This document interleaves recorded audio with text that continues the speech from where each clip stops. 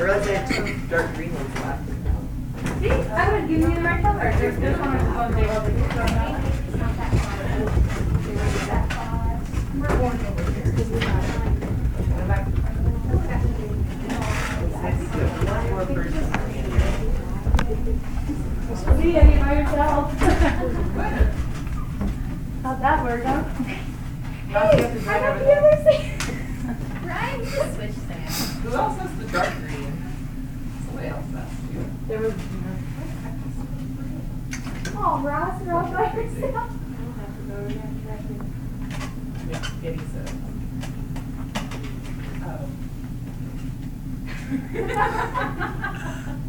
Okay, well there's two. I need one person from back there. Can I move up because I can't see There you go. anything? And then one person from this group. Over there. Yeah, sure.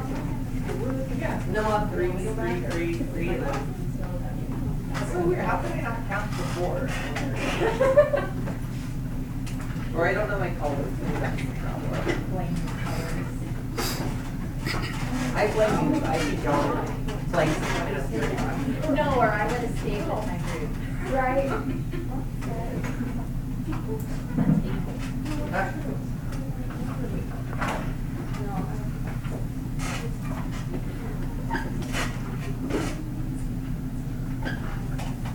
Alright, so for some questions on the study guide, look at this.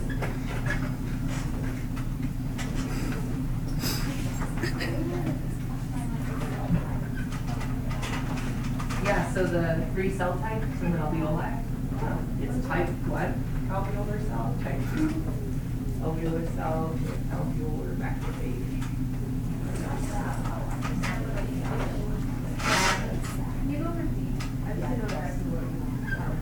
The pressure changes. Yeah, so it's really a very simple one. So for inhalation, the reason air comes in is because the pressure in the alveoli is lower than outside. And air moves from high to low pressure. And then for exhalation, you generate a higher pressure inside the alveoli than outside. So then the air leaves a lot. You say higher pressure inside?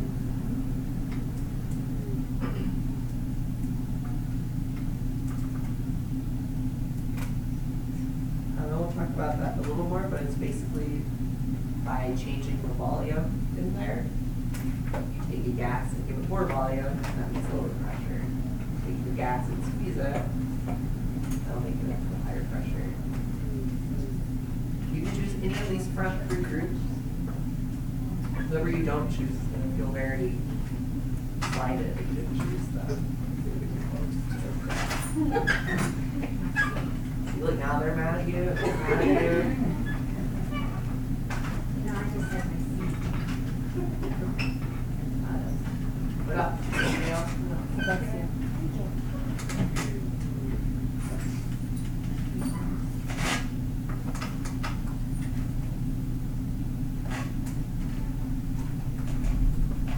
Right.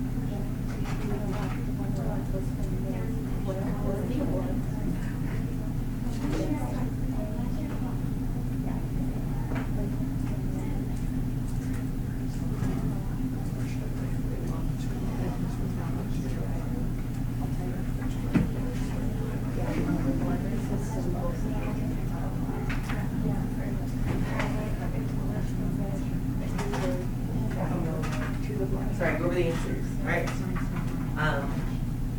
Where is the epiglottis? Is it top of the larynx, top of the bronchus, bottom of the vestibule, or between the lungs? Top of the larynx.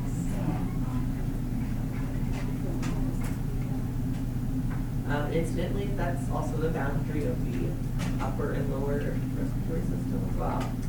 Anything about that upper, anything below that lower, which gets us to 2, which this is not part of the upper respiratory system. Trachea is not. Here's one. What is external respiration? Is it air going in and out of lungs, oxygen moving out of alveoli into blood? There's B there. So, I think those words really confuse people. So ventilation is the air going in and out of the lungs. External respiration is between the air and the alveoli and the blood. And then what's internal respiration? We'll be working with that later too. And which of these is not a cell type usually found in the alveoli? So thanks whoever asked about that one. And what pressure changes cause air to move into the lungs during inhalation? It's low pressure in alveoli. Brings air in. Right.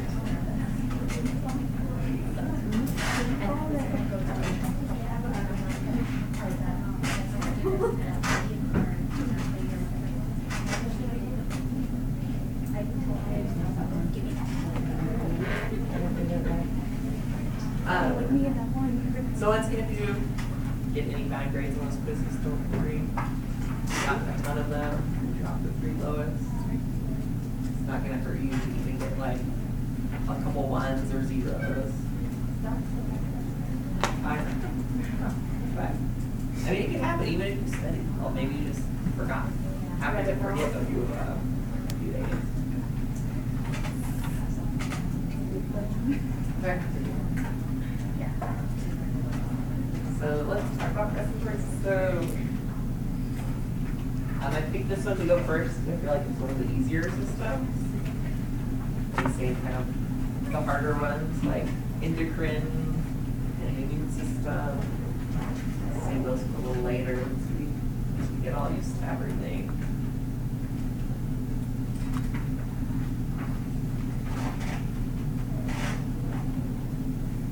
Oh, and I would tell you like do one, but we don't spend a whole lot of time on this being out of the park in class. I feel like it's better to do that in the lab and you can actually go look at it with an animal or look at it in slides. But you can see the path air takes, goes through the nose to the mouth, pharynx, the larynx, trachea, etc. One thing that I think is interesting, what do you think is bigger? Trachea or the esophagus? You would be wrong. Everybody always thinks esophagus for a reason. I think I did about that, right? We looked at it. One of the reasons is the trachea has lots of cartilage in it, so it stays the same kind of width. And the esophagus is muscle, so it kind of gets squished. So when food's going down it, for the most part, it's pretty narrow. So a lot of people get those two confused when they're looking at an animal. So if you intubate somebody, make sure you put in the trachea on the esophagus. Okay.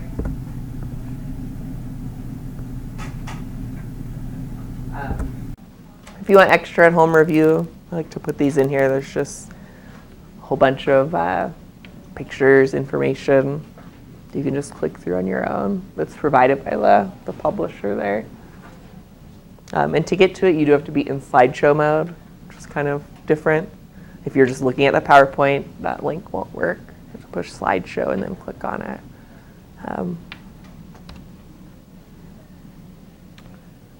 All right, so a few things. The pharynx is divided into 3 regions.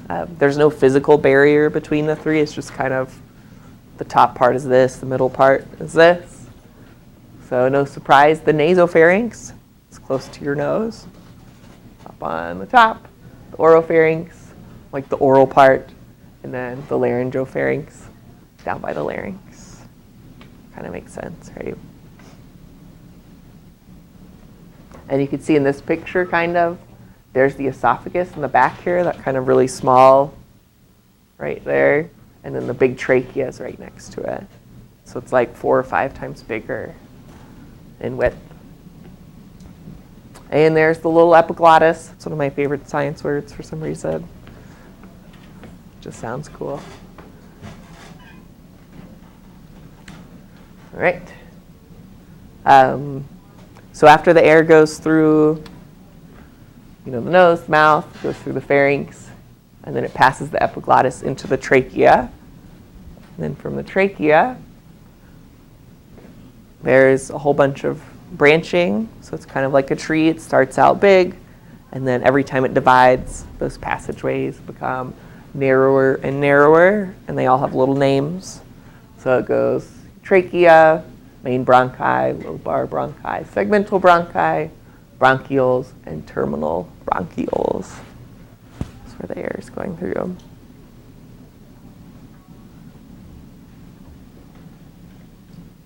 And of course, the reason for all this is we're trying to eventually trying to get the air spread out to the largest surface area you can. So we're eventually going to get to the alveoli.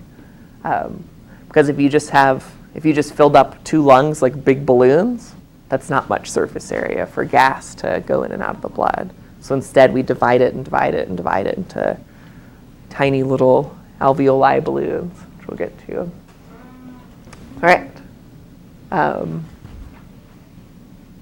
So going back to 201, if you think way back to chapter 4, I think. These passageways have different kinds of epithelium lining the structure. So up at the top, the main bronchi is pseudostratified ciliated columnar. Do y'all remember what all those words mean? You're lying. No. What does pseudostratified mean?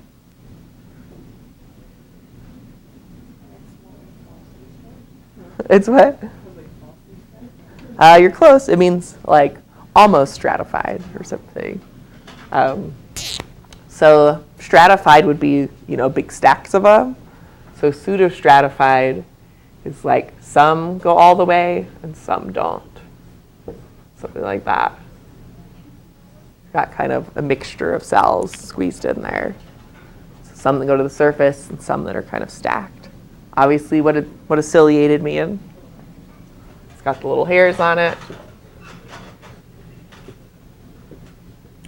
And then columnar means they're column-shaped, right? There's also a bunch of mucus-producing cells in there. So you might remember what kind of cells make mucus? Wait, you probably never learned that.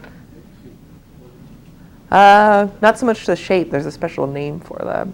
They're called goblet cells.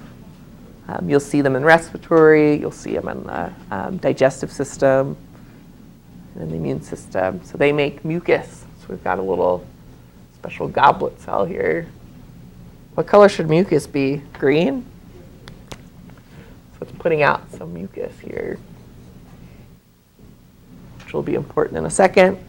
It doesn't have much smooth muscle. And that's because your bronchi, they don't change size in response to anything. They just kind of stay open, sort of like the trachea. And then if you compare that to the terminal bronchiole, so we're like comparing this one to the very end of the conducting zone, and then the ones in between sort of slowly change.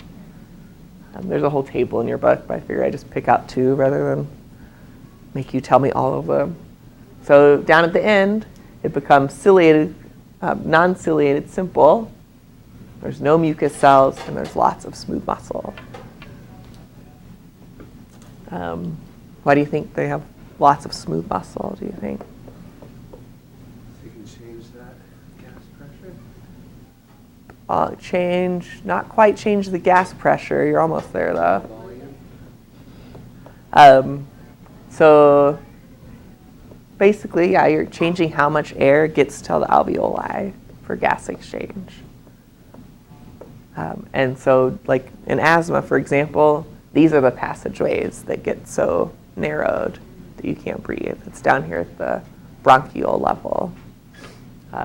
During exercise, what do you think happens to those bronchioles?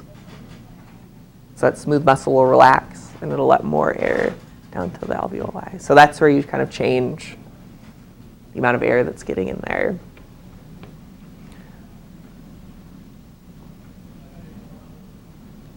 All right. All right, so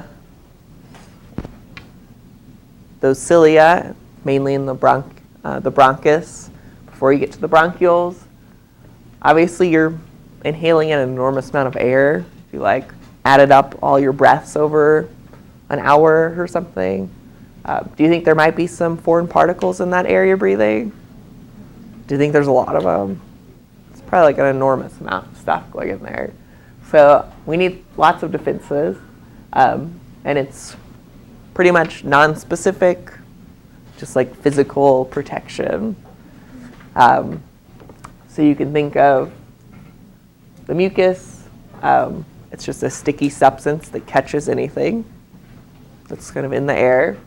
And then you have the cilia that take that mucus with anything it traps, and the cilia only beat upwards. So all the way back, down here in the bigger bronchioles in the lungs and in the bronchus, it's all beating upwards.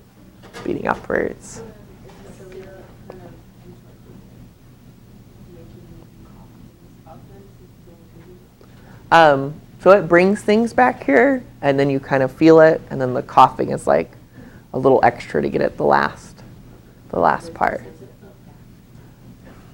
Yeah, I don't know exactly what triggers coughing. I'm sure it's like back here in the brain, like an involuntary reaction. But yeah, the cilia help get it up, and if you have too much, then that triggers that cough reflex. So it's coming right up through that epiglottis, back there into the back of your throat. As you know, when you're sick, you've got all that mucus, mostly coming from your nose, but also coming up as well. We'll see how many times we can say mucus today. What was that, like 5, 6? See if I make it to 20. Would be the goal.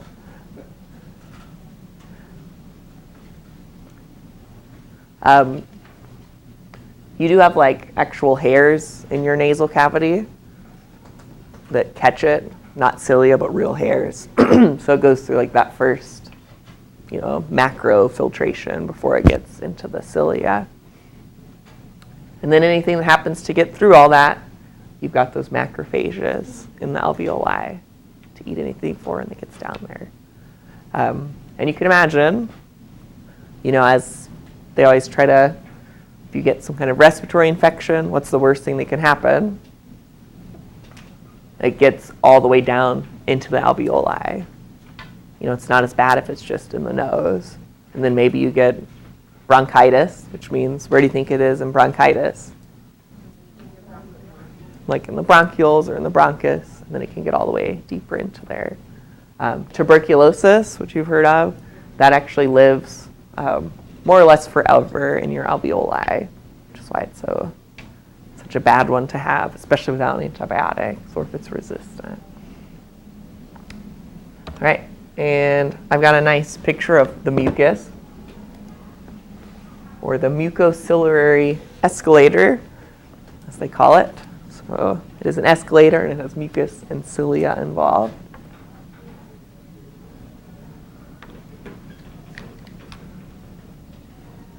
Oh, it's taking so long.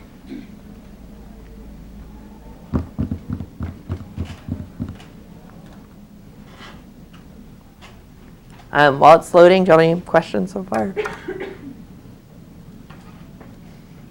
I would tell you, I was teaching in patho yesterday, those ciliated cells in the trachea and the bronchus, they're actually killed by smoking. and replaced by non-ciliated cells. So, what do people who smoke have? That smoker's cough. It's like sort of persistent, right? That's because that mucus isn't being swept out by the cilia. It just kind of sits in there. So you always have to cough it up. COPD is a little bit different. It's worse, definitely, than that.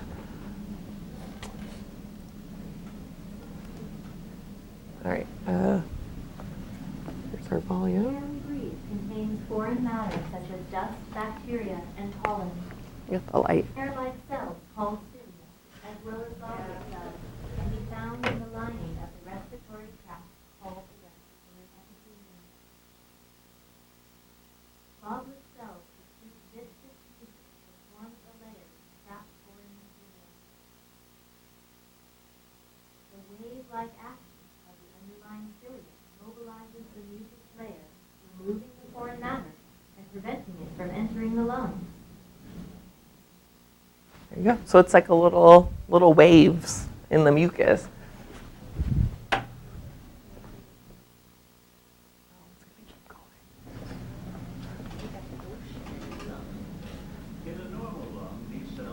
Oh, I don't know what that movie is.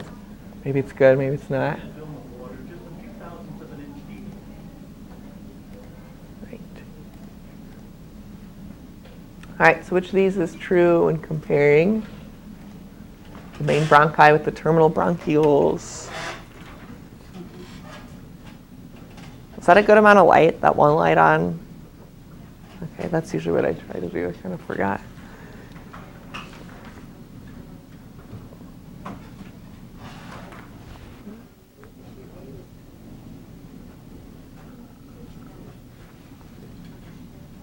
Oh, and for anyone who wasn't in 2-1, the way I do these questions is it's always on your own first, and then you vote. And then if there's disagreement or if everybody's wrong, then I'll have you talk to your group about it.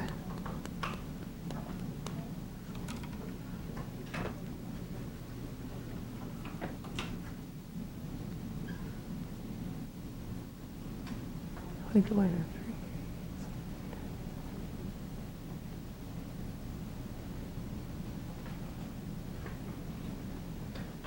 What?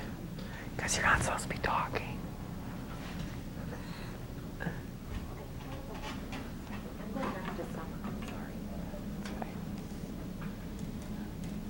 All right, so in this case, 3/4 of you are correct, so we don't need to talk about it.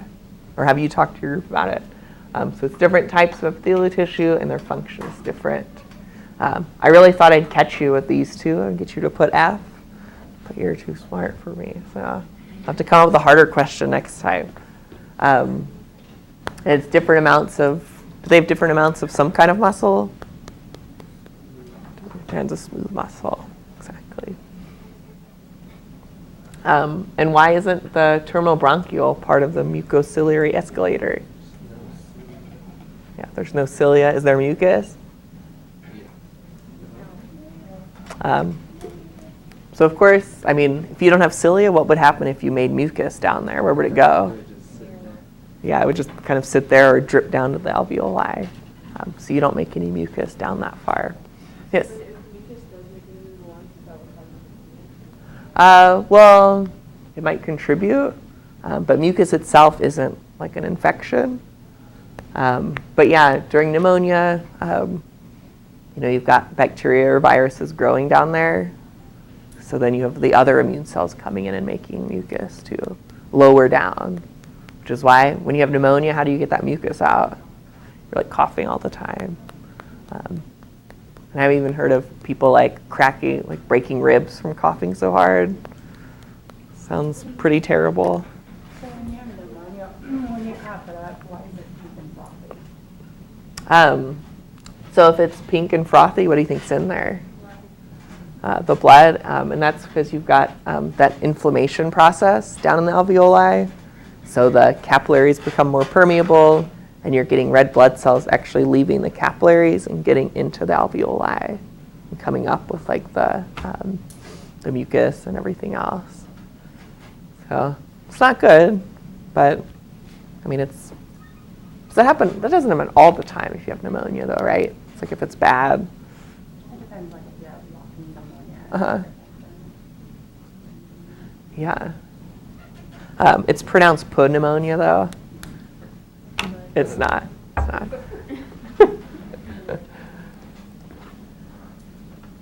All right, so I've got a few questions for you to work on with your group, which are here. Oh, and I do print out the assignments for you. I just post them in case you need them later or lose them or something. I don't know if anyone noticed they're posted up there. Yeah. Okay.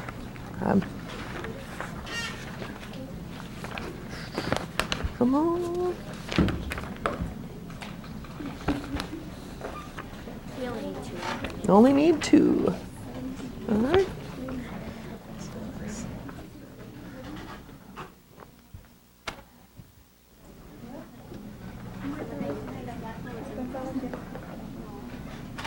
All right, so questions 1 and 2. Oh.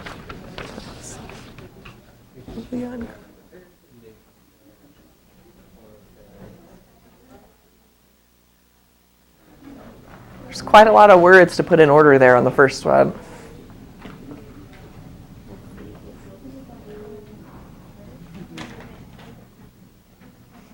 Oh, and for these 2, I want you to do it without looking at any notes or anything. You just have to talk to your group about it. Because I bet you can figure it out.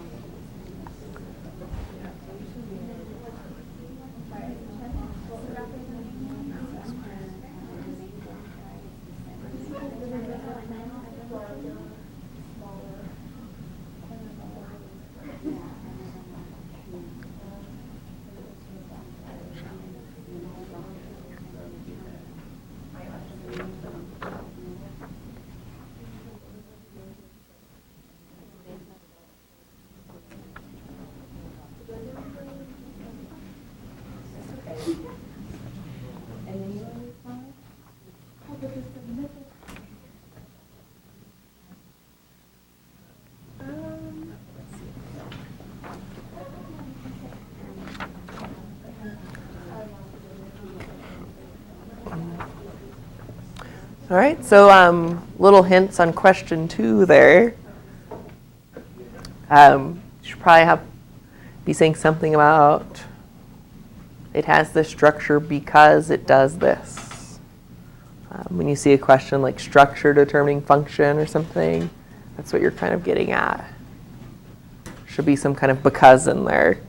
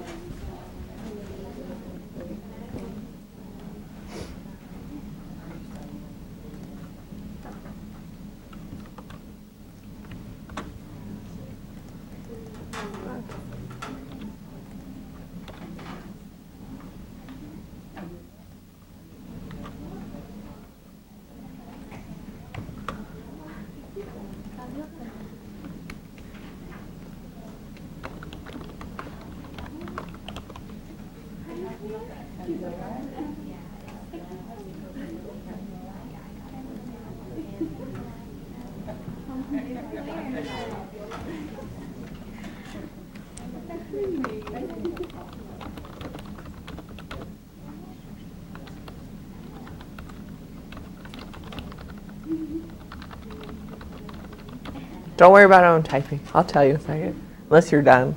But y'all are into you.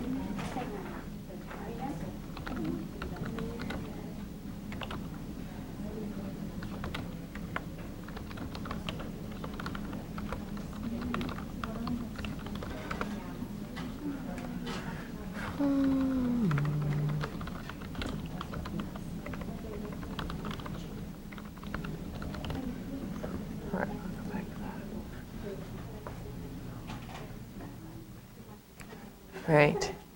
So you think you got number 2 then? Yeah. What'd you say?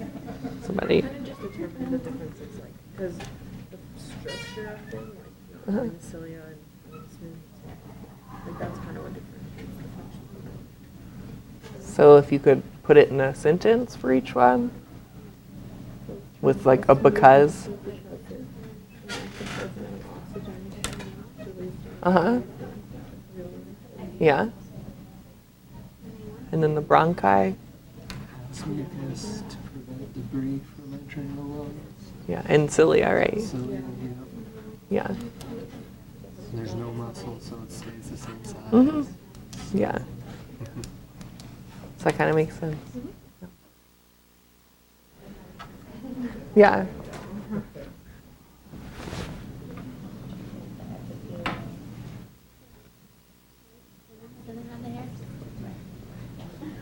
All right, so y'all got a few sentences for 2 here? Yeah. What'd you say? We said the structure of the main bronchi is different because the mucociliary escalator and then the muscle tissue is different. Well, but that. Yeah. So still looking for something about like the actual function there. Because you're right that it's different. So what does it have that helps it do the mucociliary escalator? Episodes. Goblet cells and? Yes. Mm-hmm. Okay. And then what about the terminal bronchiole? The terminal bronchiole changes to where there's smaller gases of air. Mm-hmm. So what does it have that lets it do that? The terminal. Yeah, and it's smooth muscle. So if you write that sentence, to go with that first sentence you just told me, that's basically the answer for this. And it's hard, it's not like just saying what it has, it's like, why does it have that? For each of those, y'all got it.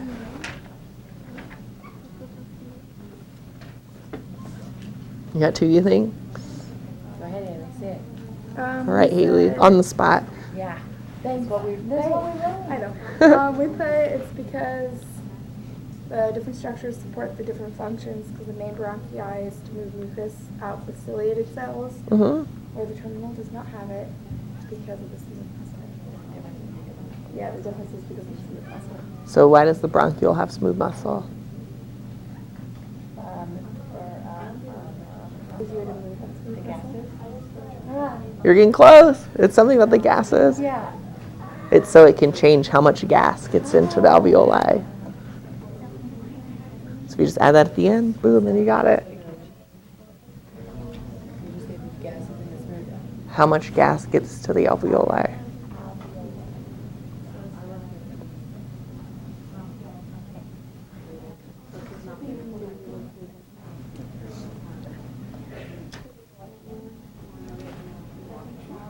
All right, did y'all get number 2, you think?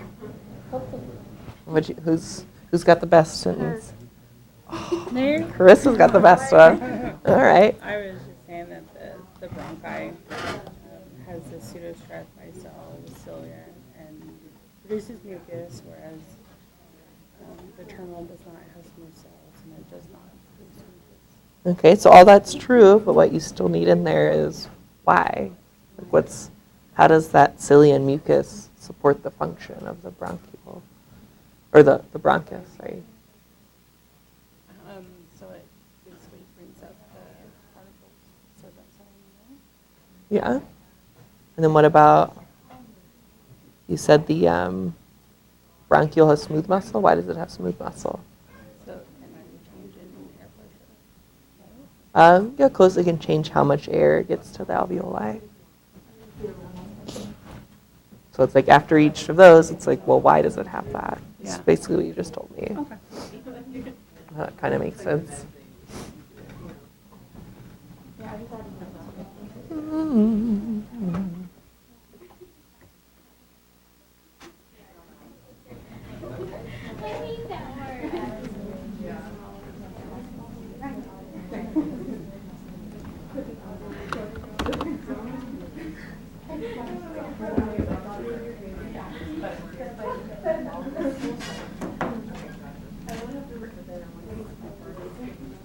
All right, so nice work on that one.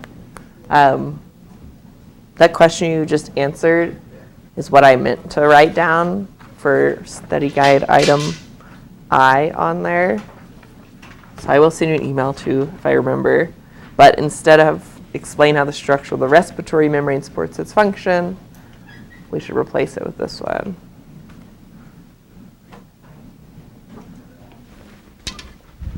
And you just answered it on that. That's question 2 on the worksheet.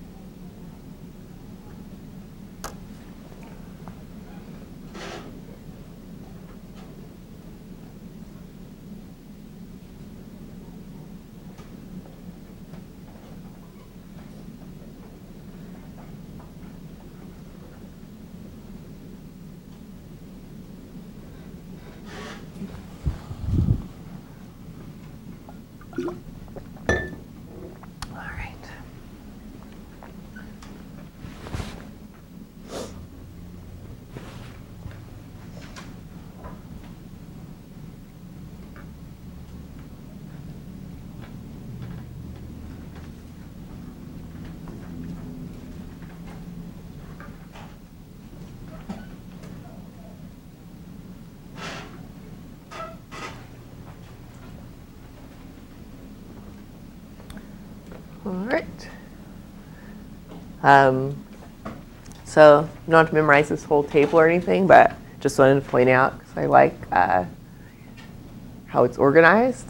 And so you don't, if you look here, it's kind of interesting. This is going from like largest diameter all the way down to the alveoli. And as you go down, do you stop making cilia or stop making mucus first? Makes sense, right? Because you stop making mucus here, and then you have cilia 1 level below. So the mucus you make here gets brushed back up. And no mucus and cilia down below. And these first, 6 parts are what's the conducting zone. And then once you get to the respiratory bronchioles, the ducts and alveoli, that's where respiration happens. So that's the respiratory zone. It's kind of highlighted in that table. So table 23.1, it's got it's a well-organized table. It kind of shows it all in one place. It's kind of nice. And it even tells you what kind of epithelium is in each place as well. And the function of that area.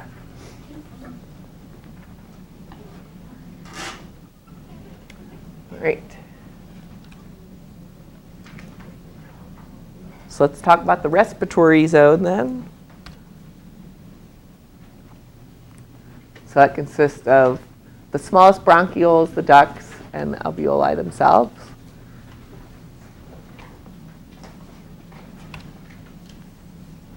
All right, so would you say that the conducting zone is has the same structures as the upper respiratory system?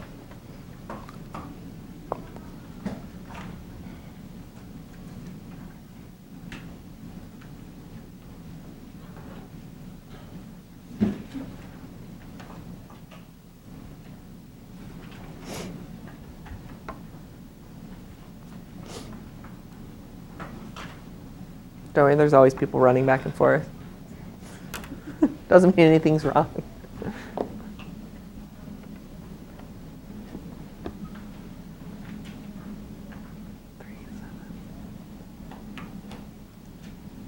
Whoa, perfect. All right, so why don't you chat with your group?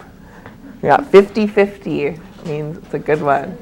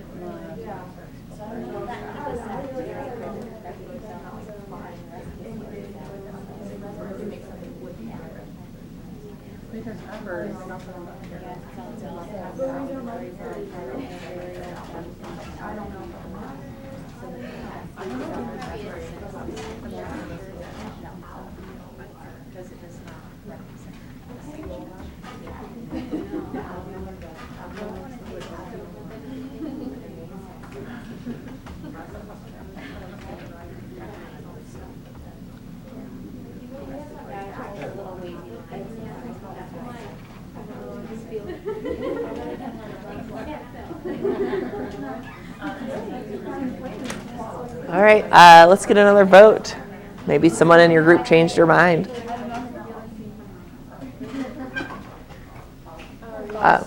Go ahead and vote again.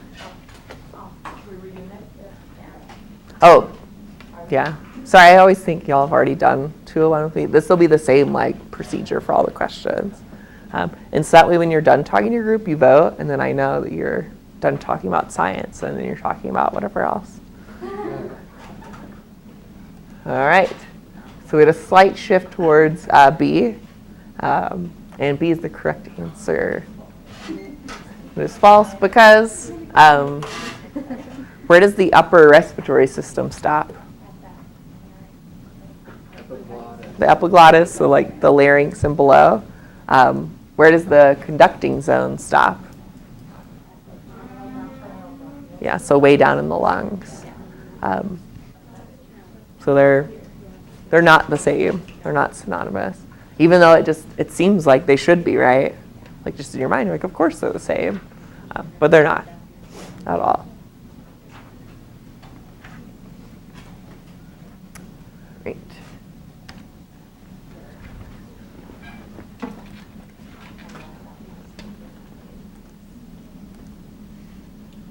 All right, so what's the final part of the conducting zone?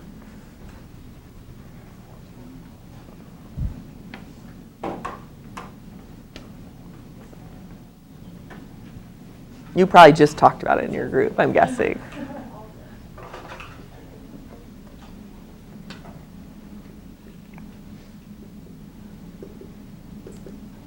All right, so 82% D, and you're right. It's the terminal bronchial is the end of the conducting zone. Right.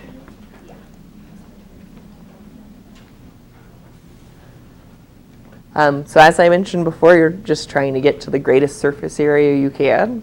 And so the way to do that is to have, at the very end where respiration happens, is to have a whole bunch of tiny little sacs called exactly just like a bunch of grapes at the end. So I wish I remembered the thing. The total surface area of your lungs is something like bigger than this room, which is kind of hard to imagine. You kind of took all those little grapes and spread them out on the floor. You'd have like multiple rooms wide. And that's because, diffusion isn't that efficient. And we use lots of oxygen. We need lots of oxygen. So you have need a whole lot of surface area for this stuff to happen. All right, so that's what it looks like in a diagram. We'll be looking at it in the microscope next week. And when you look at the lung, what do you see? Like, what is it mostly? So it's like hollow almost, right? It's like mostly white space. That's because most of your lung is hollow alveoli. She got tuberculosis. Unless you have tuberculosis or emphysema, the alveoli actually start collapsing and you see big like holes in there instead of nice little sacs. We'll talk about that in patho eventually. And then you can kind of see the pathways like the bronchioles and the little alveolar ducts for the air to flow through. It's a little hard to tell because it's two-dimensional, right? What would be really cool is to like somehow look at it under the microscope in 3 dimensions. But there's no real such thing as a 3-dimensional microscope. Not really. So until we get our VR headsets. Yeah, I know. That's what somebody needs to make is like a magic school bus virtual reality for anatomy classes. They are. Are they? For medical school, you can like click on the body and like zoom in. But do you have like a virtual reality goggles you can wear? Yeah. And then you Oh, I want those. tap, you like this, and you go into the blood, or you can go in the. Have y'all have you played with them before somewhere? No, just read it. Oh. About it. Oh, I'll look this up. I'm guessing I couldn't afford them. Maybe we can get 1 or 2. That'd be cool. All right. What do you notice about the walls of the alveoli? Are they thin or thick? It's pretty thin. So we're going to zoom in on one little wall of the alveoli. So get as microscopic as we can.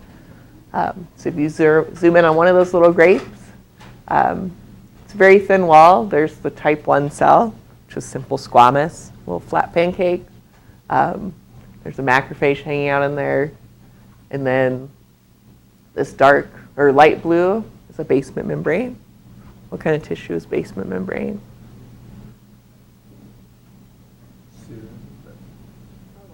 Tissue type. It's connective. So it's like got that collagen and little extracellular matrix. So that kind of gives it its structure, but it's still pretty thin and narrow. And then on the other side, where is it? Let's zooming in here. So right next to the alveoli is tiny capillaries. So the oxygen will go through the type 1 cell, through the basement membrane, through the epithelial cell or endothelial cell of the blood vessel, and then into the blood cell itself. So you can kind of see 1, 2, 3 capillaries kind of wrapped around that little grape. That's what you would be looking at. Is the type 2 cell on there? Yeah, there it is. And we're going to talk about the type 2 cell in a second. But you could tell, it looks completely different. It's not a squamous cell. It's a little bit different.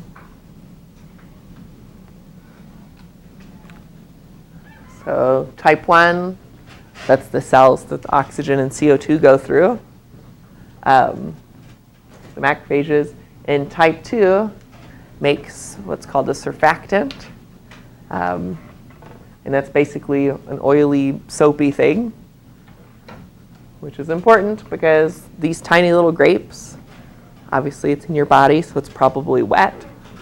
And what does a tiny little balloon want to do you think? Especially when air leaves it. So especially if it's wet, it's going to fold up on itself.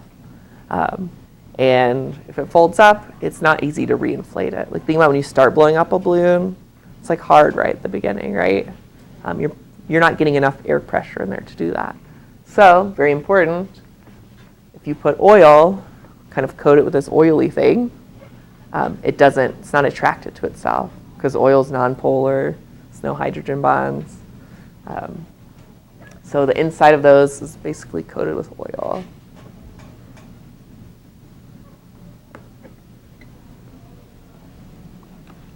Great. So that's the type 2 cells that make that very important.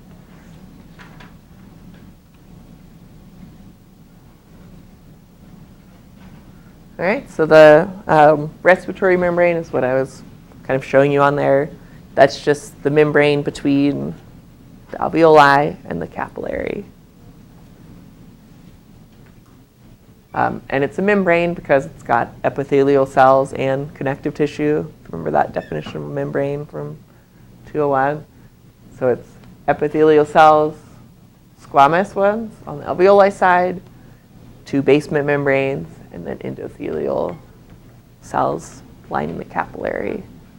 So that's where that oxygen's going through all 3 layers. So the oxygen starts over here, goes through there, through there, through there, and then the CO2 starts over here, goes through that way. And what kind of respiration is that? Internal or external? It's your external. Exactly. All right, I don't like that picture as much. All right, so why do you think the alveoli are lined with simple squamous epithelium?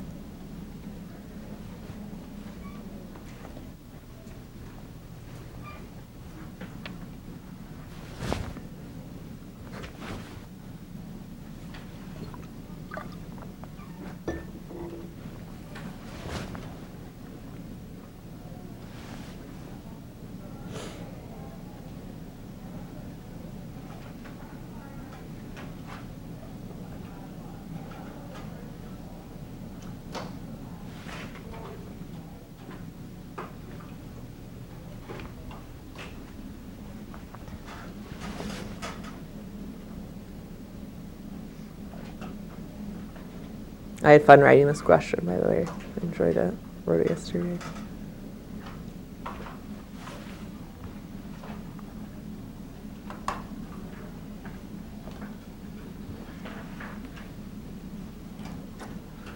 All right, so I'll have you chat with your group. If you do think it's E, you need to talk about which ones you think are right. So discuss.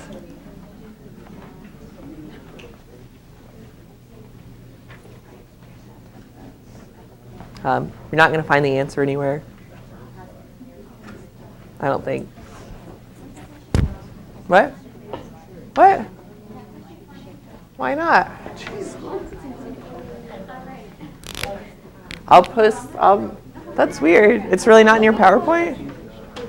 All right, I'll fix it.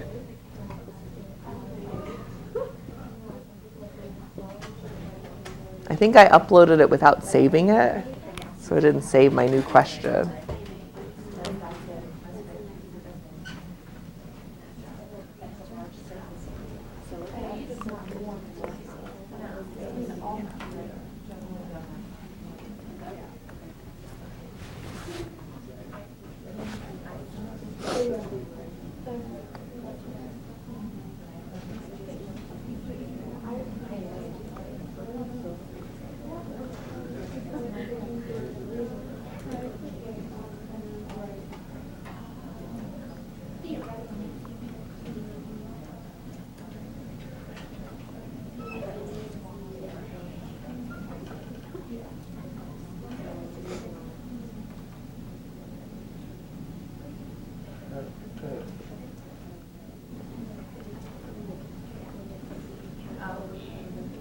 All right, so once you're done with that one, go and vote again.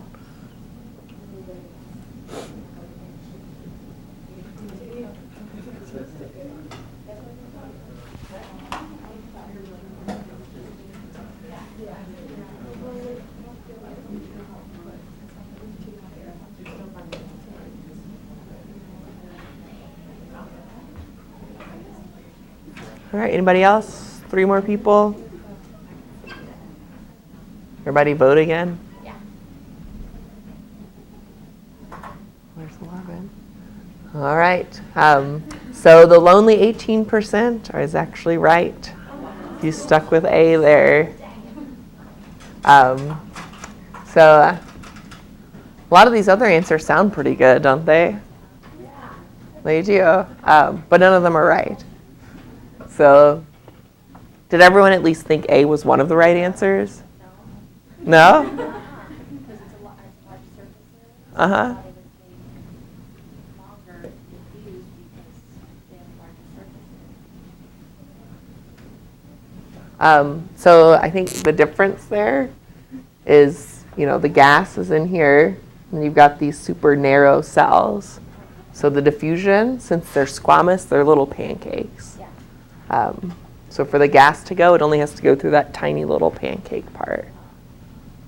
If it was like a columnar cell, then the gas would have to go that far. That's kind of what we're getting at. That makes sense. And it's simple, so it's only one layer.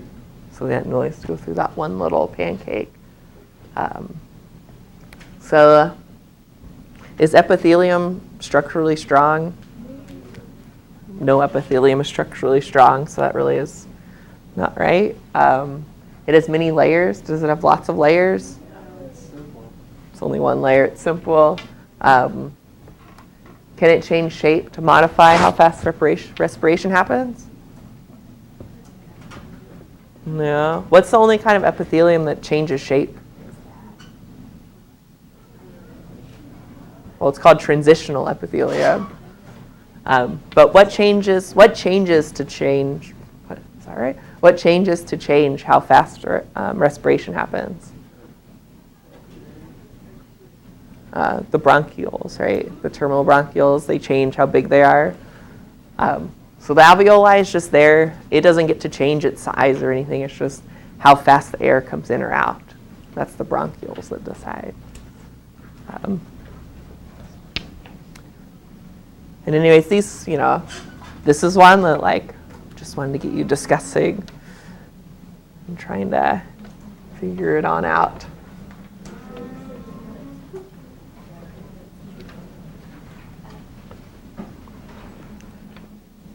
And I'm not trying to be mean. I just want to find out where you're stuck or where there's little misconceptions. All right. So last thing is to talk a little bit about internal and external respiration. So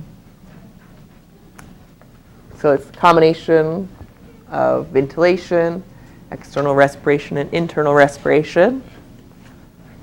And before we get too far in there, what does your body need oxygen for? Everything. Well, what do your cells need oxygen for? What? Close. You're on the right track. Most people don't even get that close. It's not quite the Krebs cycle. It's what happens after the Krebs cycle.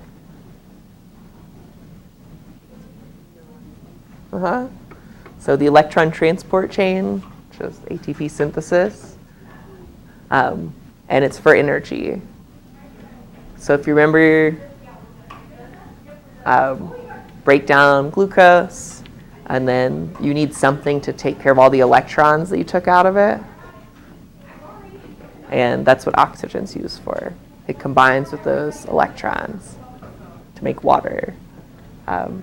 Without oxygen, you can't make much ATP, and you'll die. So, for example, cyanide blocks the electron transport chain, blocks oxygen from being used. How fast does cyanide kill you? Like a couple minutes, right? In those spy movies, you take your capsule, and Depends how much you take. that also is true. So that's what you need oxygen for. Obviously, all of your cells make ATP, you need energy. So all of your cells do internal respiration. What is it you're breathing out? CO2. Where does that come from? Hold on. Shh.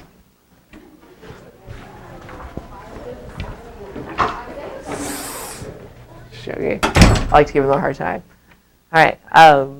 Where does the CO2 come from? Cells. It does come from cells, but do it? Yeah. What molecule does it come from? Anybody know?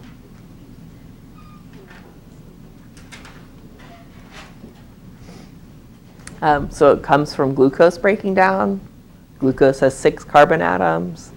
You break it down into little pieces in the Krebs cycle, glycolysis, to make energy, and you make a bunch of CO2 in your cell. You can't just leave it sitting there. So it's got to go back into the blood and then get put into the alveoli and respirated out. Is that a word? I think I just made up a word. Anyways, kind of get the point. 15 minutes.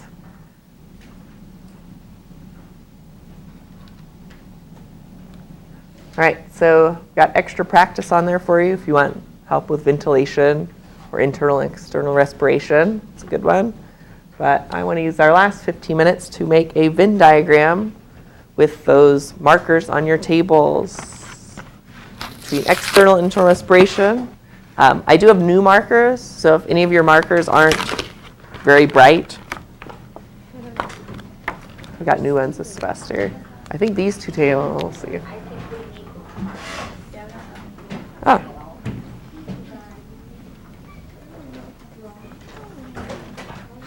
Do y'all have markers? You need some?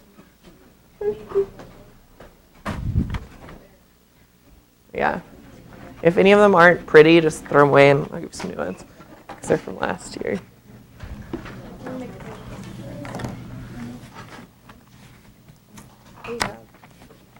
Test them out though, see if they're good. Because I think it should be better than that, but compare it to this one. How are your alls? It's pretty good. All right. Oh, and you want to make a big Venn diagram because you have to be able to write in it. So it should probably take up like half your table. Otherwise you won't be able to write anything in there. And these markers just come off with water and a little paper towel.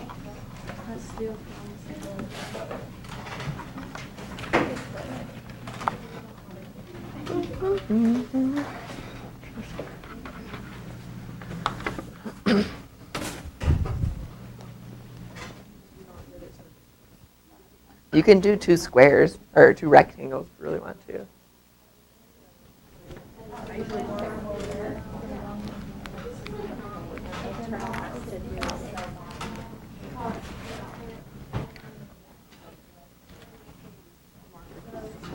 Here. I know, throw them away. That's good. That's because they're from last year. They're from last year.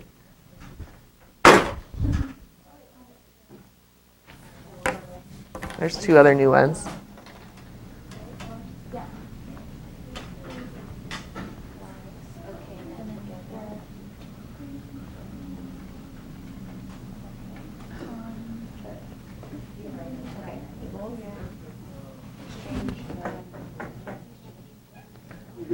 Look at that tiny little space.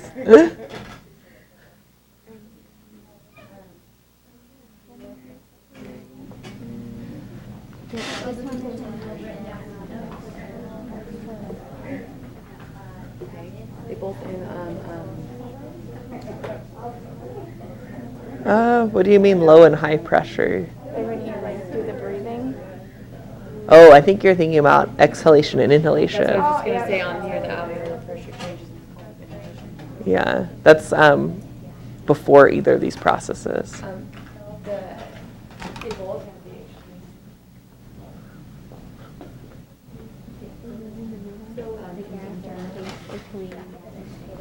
You're right.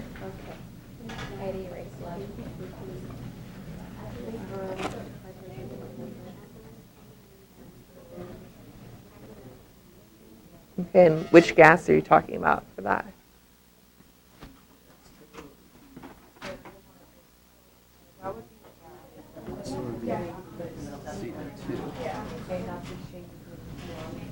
I'll tell you that diffusion only works from high to low. Gases only diffuse from high concentration to low. But you're on the right track, though, thinking about which. Well, then maybe instead of that, we can just put. But you're on the right. I think. High percent of low before it all, like during the gas. Internal high. That's what it says in I think you're thinking about which direction the gases are moving is what you're trying to get to. Yeah, maybe that. So like, is it going into or out of the blood? It's maybe what you're trying to, what you're But it's thinking saying, about. like, it has low pressure when it's going into the blood. Yeah, and they're talking really about concentration. But for gases, they call it like comparative pressures. But really it's just about, it's in a higher concentration on one side of the blood than the other. So you're trying to get to.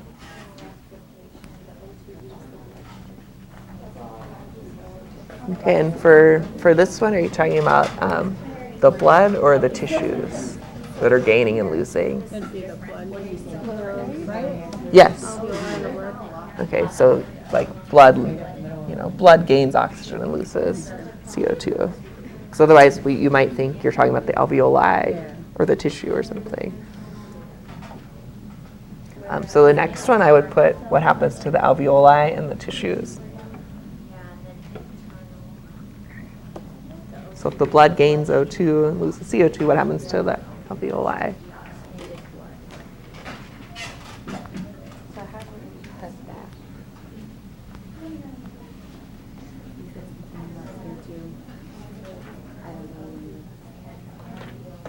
that? So one thing you want to have on there is which direction oxygen's moving, like where oxygen's moving, where CO2's moving to and from. Yeah. So this one O2. I'm assuming, yeah, but I don't know if that's right. Oxygen's moving in and internal, right? Into what? Into the blood or into the cells? Into the cells. Oxygen's moving into the cells and internal, yes. I was like, I don't know. That's what I would like to assume, but sometimes it's like flipped. Yeah. So it's like, And then oxygen moves out of cells. and then maybe you said C. I would probably say out of the alveoli. Okay. Oh, yeah. Do you know what I mean? Yeah, because we did the alveoli Yeah. on the pulmonary, yeah. And then I'd probably say like tissue cells. So you're not talking about red blood cells or something. Okay, so like what we talked about. Yeah. Yeah, Okay. exactly. So would we say, because oxygen moves in, so the CO2 moves out, Uh-huh. right? Yeah. So for both those respirations, it's always going to be like opposite. Like everything's opposite and opposite. Because you get oxygen, you have to release CO2. Right. Yeah, okay. Mhm. What can we put in there for this thing? It's in the list. Yeah, what about CO2? 'Cause you said oxygen moves into the cells. What about CO2? What does it do? Mhm. And I'd Do add the same the, on both? I don't know, what do you think? No. I think you said it. Oh, yeah. Oh, Internal loses CO2. the blood gains O2 and loses CO2. Uh-huh. Oh, so you basically have it. So then you'd say the tissue cells are CO2 is moving out of the tissue cells and internal. Moving out Mm-hmm. of tissue. Mm-hmm. And is it moving in? CO2 moving into the alveoli. It's just the opposite. Yeah.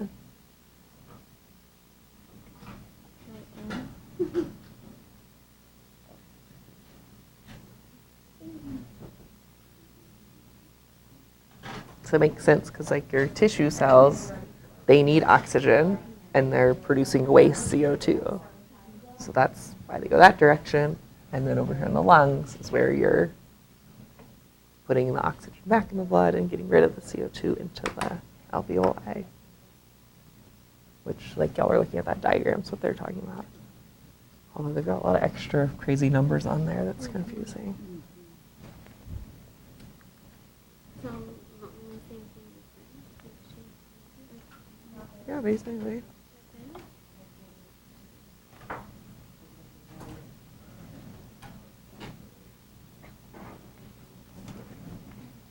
I mean, you could put red blood cells are involved in both, I guess.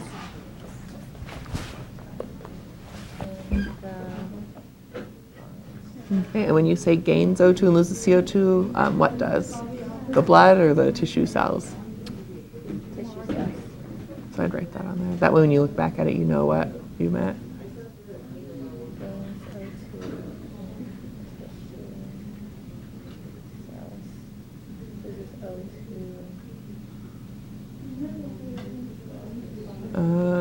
It's not the tissue there though. What is it? In the internal. It's between the blood and the alveoli. Yeah.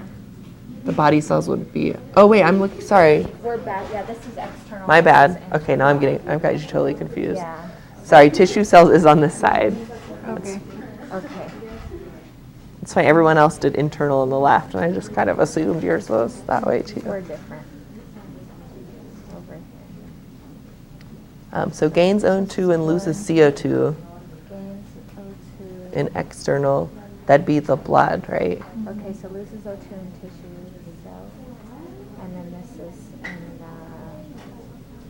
Like the blood gains O2. And then the blood loses CO2. Mm-hmm. Oh, I put it on the wrong one, huh? No, you're right. Okay, so gains O2 in the blood, loses CO2, and then loses O2 in the tissue, constantly producing CO2. Okay, got confused, sorry. Right, so in external, the oxygen goes from the alveoli to the blood, Yeah. and the CO2 goes from the blood to the alveoli, Okay. right? Which is basically what you have. I'm just So kind of we'll put it restating. right here. So CO2 to the, Moves from okay. the blood to the alveoli.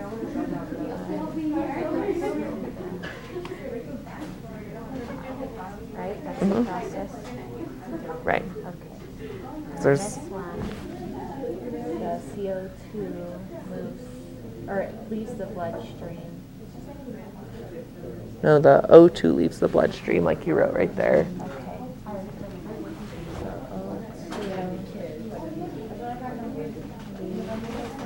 And then that's not right. It's the tissue cells lose CO2. Just right, put a C there, and then you're right. So the oxygen goes from the blood to the tissue, and the CO2 goes from the tissue to the blood in internal. So this one is CO2 blood, alveoli, and this one goes, it leaves the blood to the tissue, to the areoli. An internal O2 goes from the blood to the tissue, Okay. and the CO2 goes from the tissue to the blood.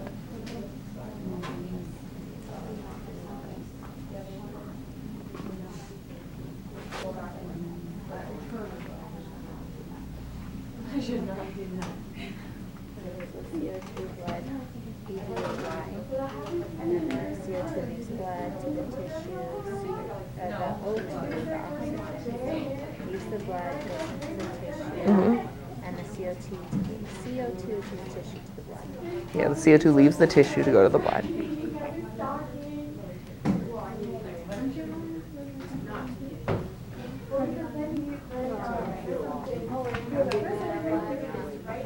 Alright.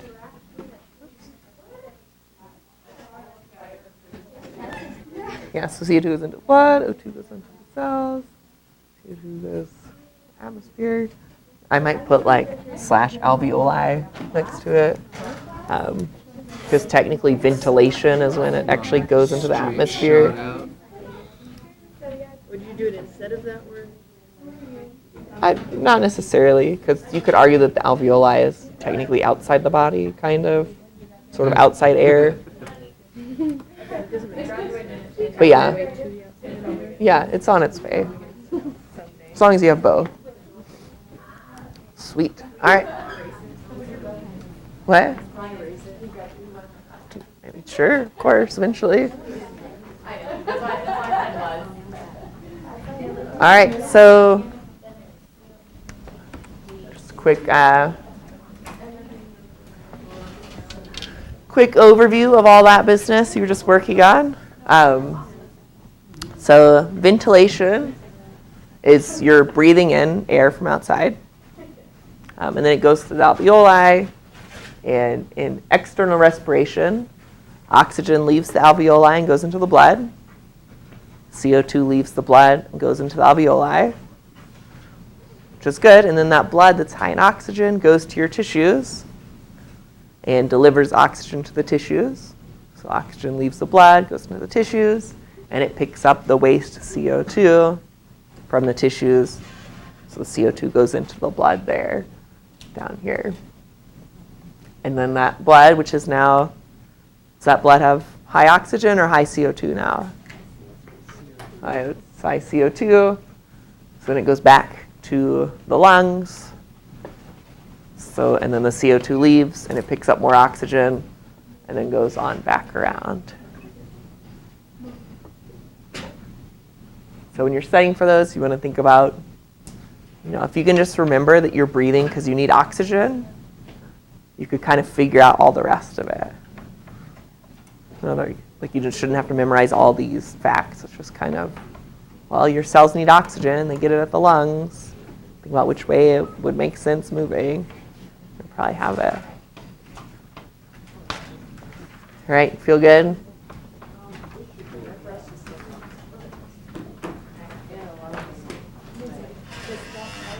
All right, so be ready for quiz on part 2 on Tuesday. I know. I think.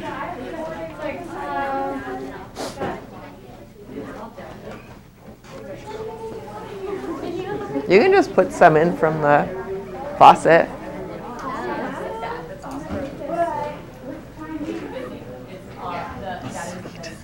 Does it seem a little clearer now that you did all that? Yeah, we kind of just erased all that and used that. Yeah. But we kept some stuff like kind of CO2, it's a metabolic reaction, and it uses ATP for internal. Yeah. Okay. It uses oxygen to make ATP. So that's what you mean, right? Yeah. It's crazy. Crazy. Uses oxygen to make ATP. That's what it needs it for.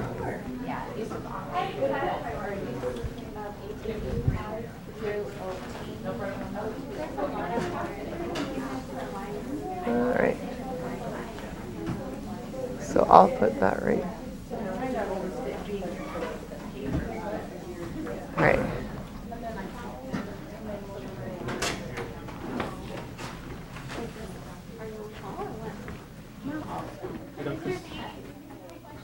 Uh-huh. We're not sure if we got these right in order. Oh, nose, nasal, oral, larynx, tracheomastoid. The only change, your terminal one goes after smaller So it's larger than smaller. than terminal. Okay. Everything else is right though. Thank you.